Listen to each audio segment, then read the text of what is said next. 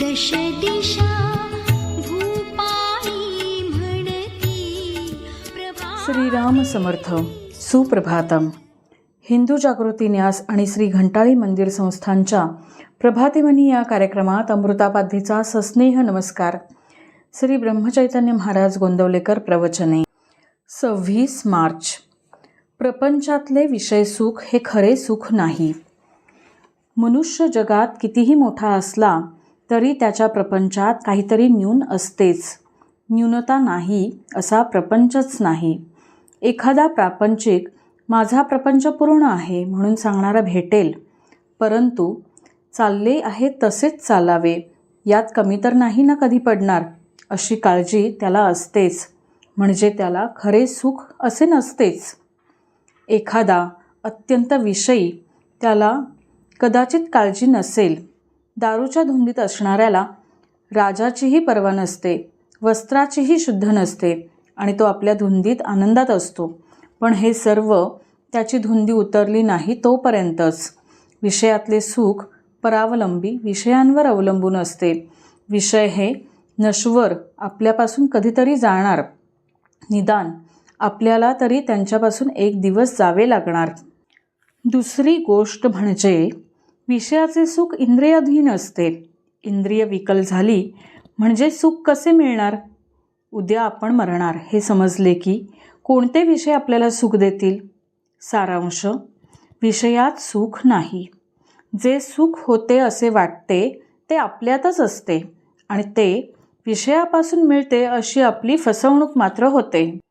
तर मग सुख कशात आहे? पुष्कळ वस्तू पुष्कळ मिळाल्या तर पुष्कळ सुख मिळते हा भ्रम आहे. खरे किंवा पुष्कळ सुख म्हणजे कायमचे सनातन सुख होय. ते सनातन वस्तूपाशीच म्हणजे भगवंतापाशीच असते. आपल्याप्रमाणे पशूंनाही विषय सुख आहे. त्यांच्यात आणि आपल्यात फरक तो कोणता? मी कोण, कशासाठी आलो असा विचार करणे याला सारासार विचार म्हणतात.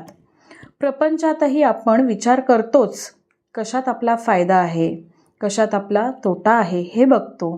पण सर्वच असार, त्यात सार ते कुठून असणार, कसे येणार? असलेल्या परिस्थितीत आपण समाधान मानित नाही. त्याहून अधिक सुखाच्या स्थितीची इच्छा धरतो. देवाची भक्ती करणे, संतांकडे जाणे हे सुद्धा विषय मिळवण्याकरताच आपण करतो. मग आपली ही सेवा भक्ती विषयांचीच झाली का संतांची? देव संत यांचा उपयोग इतर गोष्टींप्रमाणे विषय मिळवण्याचे साधन म्हणून नाही का आपण करत? मांजर आडवे गेले की आपले काम होणार नाही ही भगवंतांची सूचना आहे असे समजून आपण परततो. पण एक बायको मेली की दुसरी करण्याच्या विचाराला लागतो. सारांश: आपले ध्येयच विषय हे असते आणि ते मिळवण्याची आपली खटपट असते. खरोखर जो मनुष्य प्रपंचातला आपला अनुभव जमेस धरीत नाही तो कशानेच शहाणा होत नाही.